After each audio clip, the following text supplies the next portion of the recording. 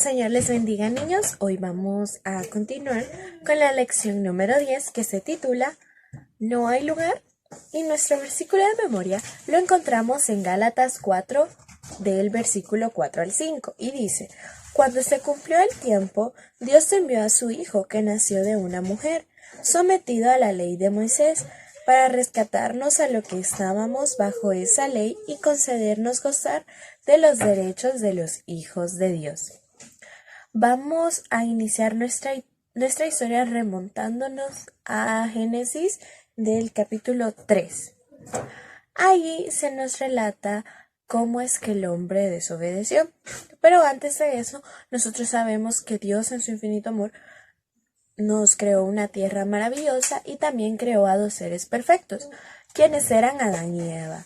Pero lamentablemente la serpiente logró engañar a Eva y Eva también influenció a su esposo Adán para que pecaran. Y así fue como a través de la desobediencia el pecado entró a este mundo, el cual nos separa de Dios, como lo hemos estudiado en otras lecciones.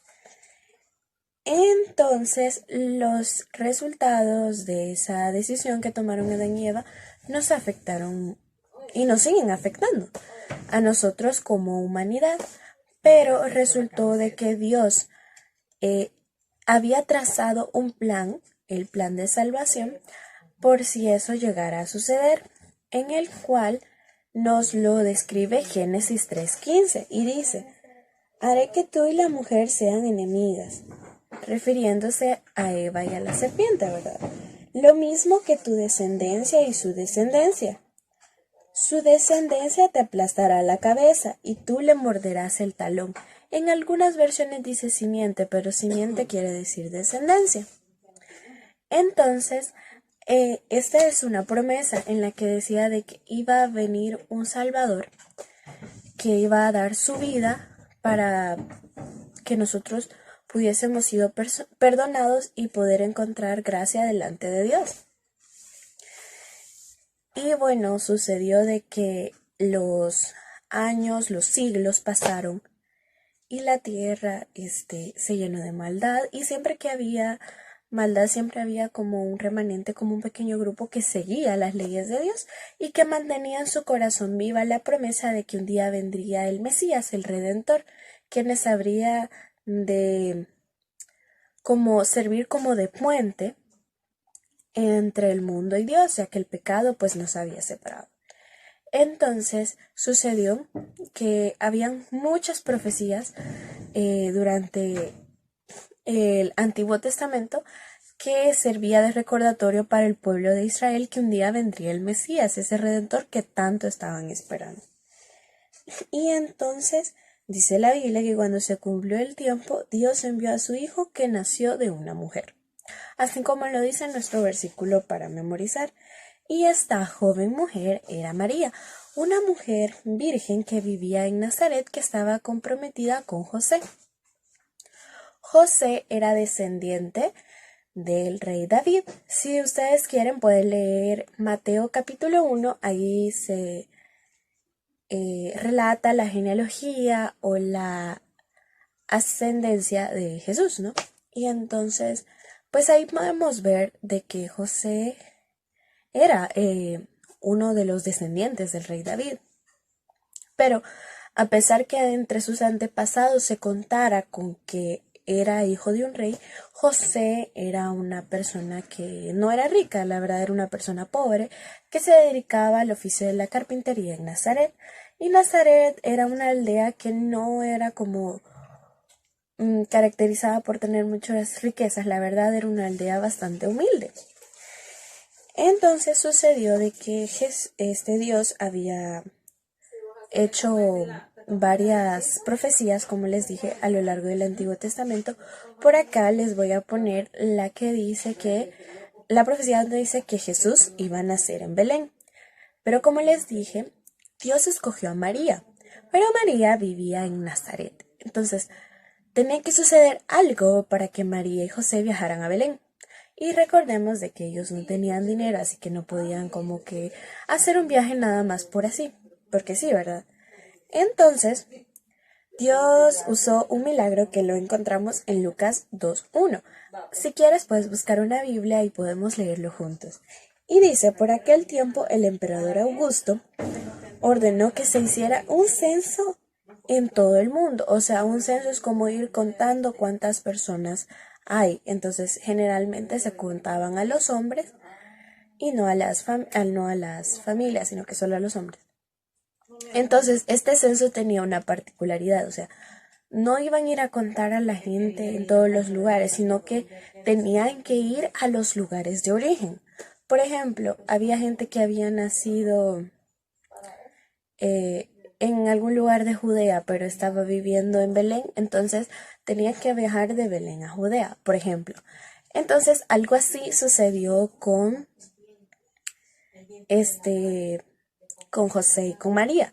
José, como ya les dije, sus orígenes o era descendiente del rey David, y el rey David pues vivía en Belén y nació en Belén y toda su familia era de ahí. Entonces, como José era originario de Belén, gracias a este censo pues se cumplió la profecía, ¿no? Entonces Dios permitió esta decisión en el emperador Augusto para que esta profecía se cumpliera.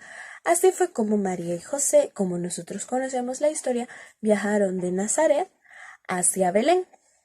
Pero como les comenté, este censo implicaba que muchísimas personas retornaran a su lugar de origen y eso significaba que iba a haber muchísima gente en Belén.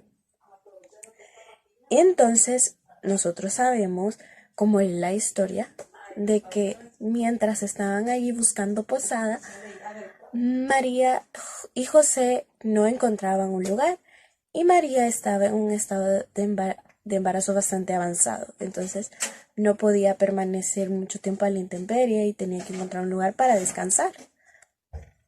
Entonces fueron de posada en posada y en ningún lugar les querían dar la entrada porque ya estaban muy llenos. Entonces se encontraron con un lugar que les ofrecieron el establo, porque el establo era el único lugar en el que podían entrar, y ellos lo aceptaron. Entonces, ustedes saben, el establo no es un lugar muy limpio que digamos. Ustedes saben, no sé, tal vez ustedes lo podamos comparar con las jaulas de los pajaritos. Ustedes no sé si se han fijado de que muy bonitos se pueden ver los pajaritos en las jaulas, pero siempre abajo, donde generalmente se le pone periódico o papel, está como las heces que hacen los pajaritos. Entonces, algo así, imagínenselo, pero en un establo, en un lugar más grande, con animales más grandes y obviamente con olores no tan agradables. Y tampoco en un lugar muy cómodo que digamos. Pero entonces nosotros sabemos la historia. María y José se quedaron en el establo y Jesús nació allí. Y entonces María colocó a su bebé en el pesebre. El pesebre era un lugar donde se le daba la comida a los toros, a los bueyes, a las vacas. Entonces básicamente lo puso como en el comidero de las vacas al bebecito. Y allí pues se sentían, digamos, seguros. Y Dios presenció el nacimiento del Salvador de nosotros, porque Jesús es nuestro Salvador. Pero lamentablemente no lo reconocieron. Como lo dice Juan 1:11, Jesús vino a su propio mundo, pero los suyos no le recibieron. Nadie reconoció, al menos hasta ese momento, que Jesús había nacido como el Salvador. O sea, Jesús no era un bebé más, sino que era el Hijo de Dios. Pero lamentablemente la gente no lo reconocía y no le dieron lugar, sino que Jesús fue a nacer a un establo. No le dieron la entrada a sus hogares, lamentablemente porque no pudieron reconocer, probablemente porque no estaban al tanto de las profecías, no estaban estudiando y no estaban en comunión con Dios, porque hay otras historias en el libro de Lucas de personas que sí estaban tomadas de la mano de Dios con una relación íntima con Dios, que sí pudieron reconocer a Jesús, pero eso fue más adelante. Entonces probablemente por eso es que no pudieron reconocer a Jesús. Entonces Jesús vino a este mundo para mostrarnos la gloria de Dios y sobre todo para enseñarnos de que Él también pasó por las tentaciones que nosotros pasamos. A eso se refiere la Biblia cuando dice que Jesús se hizo hombre. Es decir, de que pasó por las mismas dificultades, los mismos problemas, las mismas tentaciones, para demostrarnos que como seres humanos tomados de la mano de Dios, podemos librarnos de la tentación si estamos cerca de Dios. Insisto en eso, porque nosotros solos jamás podríamos hacerlo. Entonces, como les dije, durante el Antiguo Testamento varios profetas hicieron muchas profecías sobre el nacimiento de Jesús, pero como la gente poco a poco las fue olvidando porque conforme pasaba el tiempo dejaron de estudiarla, tal vez perdieron la fe, entonces no pudieron reconocerlo. Lo mismo podría llegar a pasar en la segunda venida de Jesús, porque nosotros estamos esperando que Jesús venga. Frente a nosotros se están cumpliendo todas las señales que relata Mateo 24 y otros libros de la Biblia, como Daniel o Isaías. Entonces, nosotros estamos viendo cómo esas señales se están cumpliendo. Pero, ¿cómo vamos a saber cuáles son esas señales si no las estudiamos? Eso mismo fue lo que le pasó al pueblo de Israel, que no pudieron reconocer a Jesús. La diferencia es que ahora que Jesús venga por segunda vez, vendrá con toda la gloria, y como dice Apocalipsis, todo ojo le verá. Entonces nosotros debemos estar preparados para cuando venga ese momento, estar aprestos, prepararnos para recibir a Jesús en las nubes de los cielos. Preparemos los niños para que cuando Jesús venga podamos pasar la eternidad con el Rey de Reyes. Ahora vamos a leer nuestro mensaje. Adoramos a Dios cuando aceptamos el regalo de su Hijo y le damos un lugar en nuestra vida. Recuerden, niños, Jesús está tocando las puertas de nuestro corazón. Y les recomiendo, niños, abrámosle la puerta de nuestro corazón.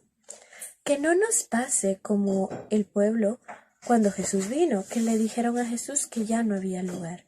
Démosle lugar a Jesús y veamos las bendiciones que Él nos trae, pero sobre todo disfrutemos de nuestra relación con Dios. Sigamos estudiando para así reconocer las señales y sentir que Jesús está cada día más cerca, que su venida está cada día más cerca de ser una realidad y de nosotros dejar este mundo. Que el Señor te bendiga, te ayude a estudiar y a hablarle a otros de que Él viene pronto.